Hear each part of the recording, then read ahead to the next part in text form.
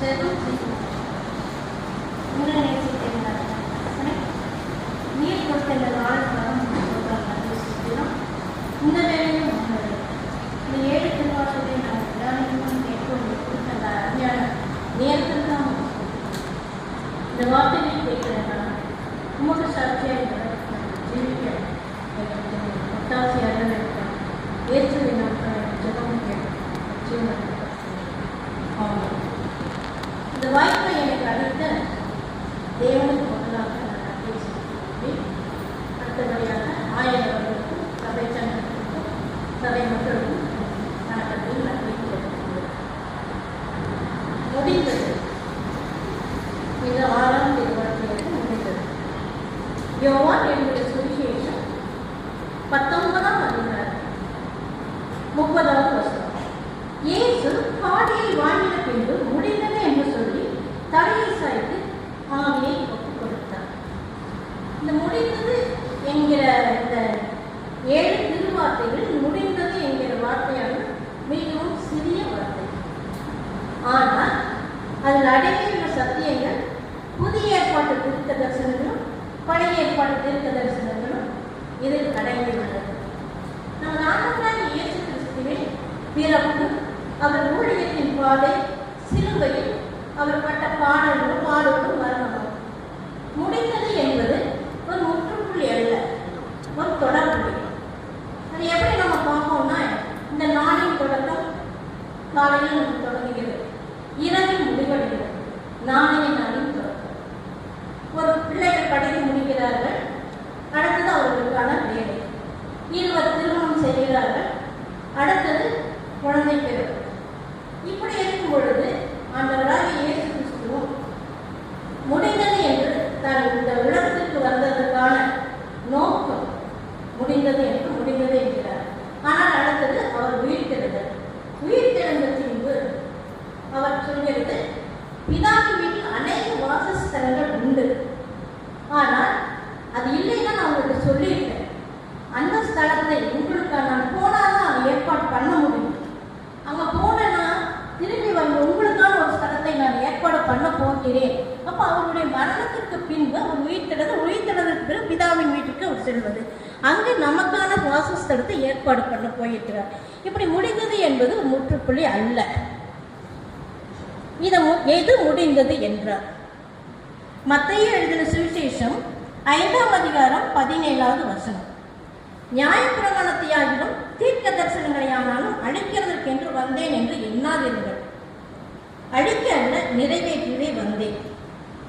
நியாயப்பிரமாணம் தேவனால் சீனாய் மலையில் இஸ்ரவேல் மக்களுக்காக மோசேயினால் கொடுக்கப்பட்ட 10 கட்டளைகள். இந்த நியாயப்பிரமாணம் நமக்கு எதை உணர்த்தியது? இந்த நியாயப்பிரமாணம் பாவம் எது என்று நமக்கு சுட்டி காட்டியது. பல ஏற்பாடு காலங்களில் பார்த்தோம் என்றால் மிருகங்களின் ரத்தம் பாவ நிவாரண வழியாக ஆசாரியரின் வழியாக செலுத்தப்பட்டது. ஆனால் இயேசு கிறிஸ்துவின் பிரதான ஆசாரியர் நமக்காக சிலுவையில் மறித்து ரத்தத்தை சிந்தியதால் நம் அந்த பாவத்திலிருந்து நாம் விடுதலையாகிறோம். நமக்கு மீட்பு என்பது நமக்கு கிடைத்தது, ரட்சிக்கப்பட்டோம். இந்த ஆசாரியர்கள் திரை வழியாக அப்படின்னு இருக்கிறப்ப எனக்கு ஒரு சிறு வயது ஞாபகம். இந்த காம்பவுண்டில் வந்து நாங்கள் சின்ன பிள்ளைகளாம், நானே எங்கள் சொந்த உறவினர் பிள்ளைகளாம் நாங்கள் இருக்கிறப்போ இந்த ஆலயத்தில் வந்து மலையாளிகளுடைய சீரியன் சர்ச்சு மாதத்துக்கு 2 முறை நடைபெறும். அப்போ நாங்கள் வந்து அவங்க வந்து அந்த சீரியன் பாஷையில் தான் அந்த ஆர்டர் ஆஃப் சர்வீஸ் நடக்கும். அப்போ நாங்கள் வந்து இங்கே எட்டி பார்ப்போம். எனக்கு ஒரு இன்ட்ரெஸ்ட் இல்லை. வந்தால் இந்த உண்மையாகவே ஸ்க்ரீன் போட்டிருக்கும். அந்த அச்சம்மார் வந்து அந்த ஸ்க்ரீனுக்குள்ளே இருப்பாங்க. கொஞ்ச நேரம் கழிச்சு அந்த ஸ்க்ரீன் எடுத்துருவாங்க, தூக்கம் காட்டப்படும். ஆனால் எங்களுக்கு சின்ன பிள்ளைகளாம் தெரியாது, என்ன எதுவும் தெரியாது. விளக்கக்கூடிய அளவில் பெற்றோர்களும் எங்களுக்கு விளக்கி சொல்லவில்லை. ஆனால் இப்போ நான் இந்த இது எடுக்கிறப்ப எனக்கு ஞாபகம் எனக்கு வந்தது.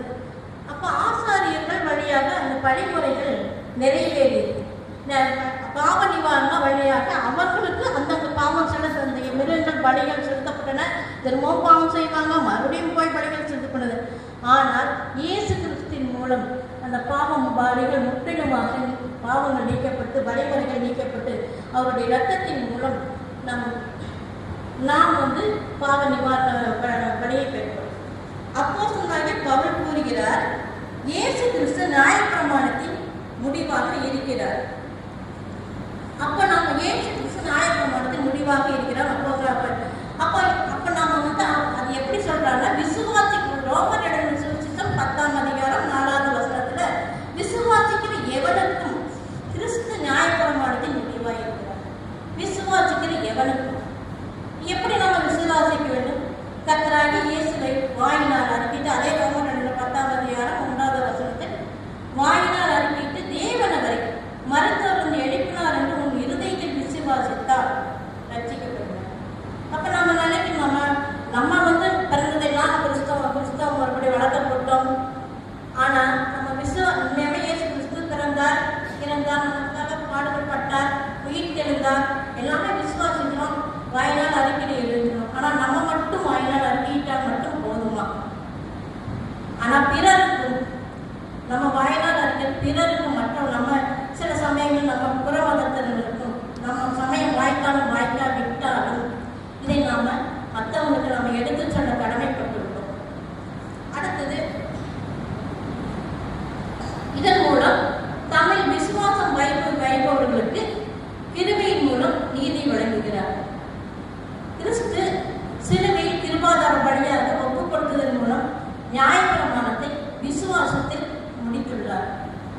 அடுத்தது பார்த்தோம் என்றால், மத்தேயு எழுதின சுவிசேஷம் 22ஆம் அதிகாரம் 38-40 வசனங்கள் பார்க்கும் பொழுது, நியாயசாஸ்திரி ஒருவன் கிறிஸ்துவை சோதிக்கும்படி அவரிடத்தில் கேட்கிறார், நியாயப்பிரமாணங்களில் பிரதான கற்பனை எது? அப்ப அவனை நோக்கி அவர் சொல்கிறார், இயேசு அவனை நோக்கி, உன் தேவனாகிய கர்த்தரிடத்தில் முழு இருதயத்தோடும் முழு ஆத்மாவோடும் முழு மனதோடும் அன்பு கூறுவாயா. இது முதல் பிரதானமான கற்பனை. இரண்டாவது உன்னை போல உன்னிடத்தில் நீ அன்பு கூறுவது போல பிறனிடத்தில் அன்பு கூறு. இவ்விரண்டு கற்பனைகளும் நியாயப்பிரமாணம் முழுவதும் அடங்கி விடுகிறது. அப்ப ஆண்டவர் நியாயப்பிரமாணத்தை எதில் முடித்தார்? முதல் விசுவாசத்தில் முடித்தார். இரண்டாவது அன்பின் பிரமாணத்தில் முடித்து வைக்கிறார். நியாயப்பிரமாணத்தை விசுவாசம் அன்பிலும் முடித்து வைக்கிறார். அடுத்தது பார்த்தோம்னா, தீர்க்க தரிசனங்களை முடிக்க வந்தார். பிறப்பின் தீர்க்க தரிசனம் ஏசாயா எழுதின சுவிசேஷம் 17ஆம் அதிகாரத்தில் கன்னியிடத்தில் பிறப்பார். அப்போ கண்ணீரில் கண்ணீரில் பிறப்பார், கன்னியிடத்தில் பிறப்பார் என்கிற பிறப்பின் தீர்க்க தரிசனம். அடுத்தது ஏசாயா எழுதின சுவிசேஷம் 9:6 மகிமையுள்ள பிறப்பு. நமக்கு ஒரு குமாரன் கொடுக்கப்பட நமக்கு இந்த வேத வசனம் எல்லாருக்கும் தெரிந்தது, அதிசயமானது. அவர் பிறப்பு அதிசயமானது. அடுத்ததுபடியாக நீகா எழுதின தீர்க்கதரிசியின் புஸ்தகம் 5:2 பார்த்தோம்னா, பெத்லகேமில் பிறக்கிறார். எப்பர்தா எனப்பட்ட பெத்லகேம். இப்படியாக இந்த தீர்க்க தரிசனம் அனைத்தும் புதிய ஏற்பாட்டில் முடிவுற்றது. அடுத்தபடியாக இயேசு கிறிஸ்துவின் இறப்பின் தீர்க்க தரிசனம். இவற்றில் எப்படி பார்த்தோம்னா, 53 ஏசாயா தீர்க்க தரிசனமும் 54ஆம் அதிகாரம் 1 முதல் 12 வசனங்கள். இவரின் வேற்றின்படி மேசியா காயப்பட்டார், அடிக்கப்பட்டார், ஆட்டுக்குட்டியை போல கொல்லப்பட்டு மனுக்குலத்தின் பாவங்களுக்காக பரிகாரமானார் என்பது கிறிஸ்தியத்தின் மரணத்தில் நிறைவேறியது. படையேற்பாட்டு தீர்க்க தரிசனங்கள் நிறைவேற பாவம் மரணத்தில் வெற்றியாக நிலைநாட்டி முடித்தார். இது எப்படின்னா, சகரியா தீர்க்கதரிசி கூட சொல்கிறார், சகரியா தீர்க்கதரிசி, அவர் நீதியுள்ளவரும் ரட்சிக்கிறவரும் தாழ்மையுள்ளவரும் கழுதையின் மேலும் கழுதை குட்டியாக மறியும் மேலும் ஏறி வருகிறவரும் அப்படின்னு சொல்லியிருக்கிறார். ஆனால் அது யோவான் எழுதின சுவிசேஷத்தில் 12:14 ஏறி வருகிறார். இப்படியாக பழைய ஏற்பாட்டு அவருடைய மரணத்தின் தீர்க்க தரிசனங்களும் நிறைவேற்றி முடித்தார்.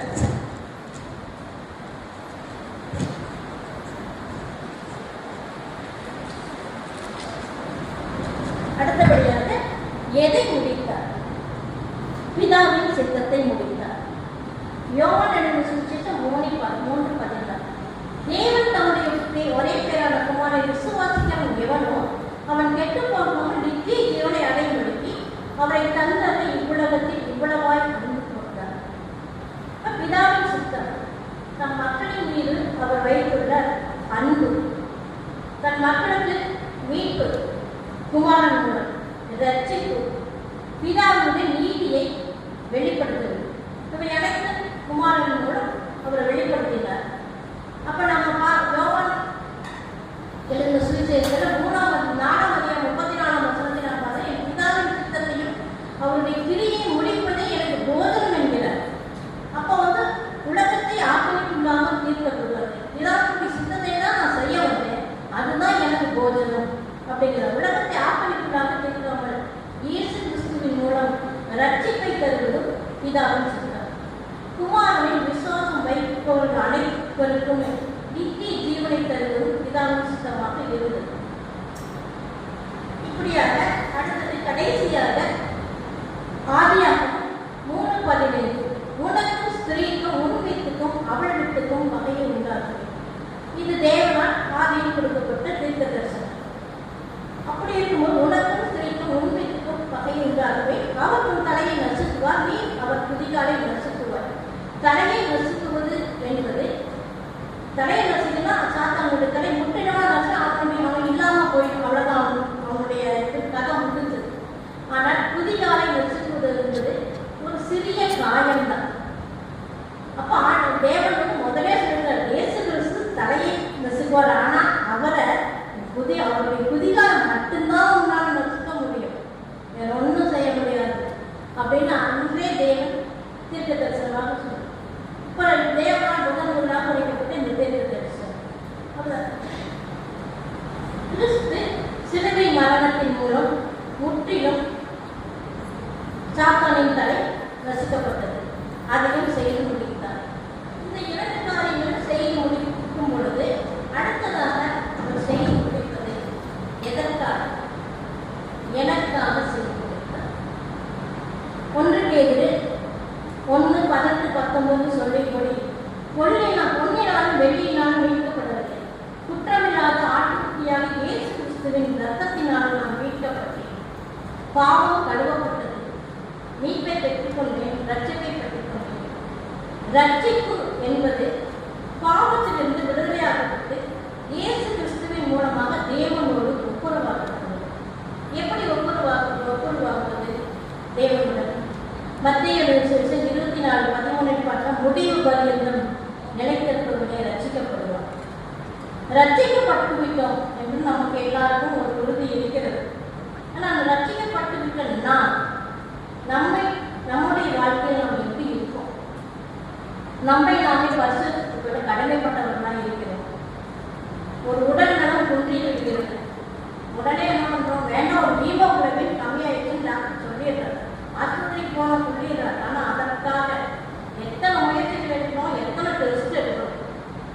ஆனா ரட்சிக்கப்பட்டோம்னா தினமும் ஆவியின் கனிகள் நம்மிடம் உள்ளதா என்று நாம் பரிசோதித்துக் கொண்டிருக்கிறோம். அதற்கு நாம் கடைப்பட்டுள்ளோம். அப்போதான் முடிவு நிலைத்திருக்க முடியும். இந்த உலக வாழ்க்கை நமக்கு கொடுக்கப்பட்ட ஒன் டைம் ஆஃபர். இந்த ஒன் டைம் ஆஃபர்ல நமக்கு கொடுக்கப்பட்ட ஓட்டி ஒன் டைம் பாஸ்வர் அது மனம் திரும்பும். நம்ம மனம் திரும்புதல் அப்படிங்கிறப்ப உண்மையாவே நம்ம 1 கிரியத்துக்கு கொல்லப்பட்டீர்கள் ஆகிய தேவன் உடையவர்களாகிய உங்கள் சரீரத்தினாலும் உங்கள் ஆவியினாலும் தேவனை மகிமைப்படுத்த நாம் இந்த உலகத்துக்கு உடையவர்கள், கிரியத்துக்கு கொல்லப்பட்டோம். இயேசு கிறிஸ்துவின் ரத்தம் என்னும் கிரயம் அப்படிங்கிறது ஒரு விலை. அந்த விலை கொடுத்து வாங்கப்பட்டோம்னா நமக்கோ இந்த உலகத்துக்கோ நம்ம சொந்தம் அல்ல, அவருக்கே சொந்தம். அப்ப அவருக்கே சொந்தமானன்னா எப்படி நாம நம்முடைய வாழ்க்கையை சீர்தூக்கி பார்த்து மனம் திரும்புவதன் மூலம் நம்மளுடைய இயேசு கிறிஸ்துவை நம் உலகத்துக்கு பிரதிபலிக்கிறவர்களாக நம் வாழ்க்கையை நாம் வாழ வேண்டும். ஏன் ஒன் டைம் ஆஃபர் மனம் திரும்புதல் அப்படின்னா பின்னிட்டு பார்க்கக்கூடாது. ஒரு தடவை நம்ம மனம் திரும்பிட்டோம்னா திரும்ப உலகம் பார்த்தது ரோமர் 12:2 கூட உலகத்துக்கு ஒத்த வேஷம் தெரியாதவர்கள் அப்படிங்கிற போல பின்னிட்டு பார்க்கக்கூடாது. பின்னிட்டு பார்த்தது ஒரே உதாரணம் லோத்தின் மனைவி.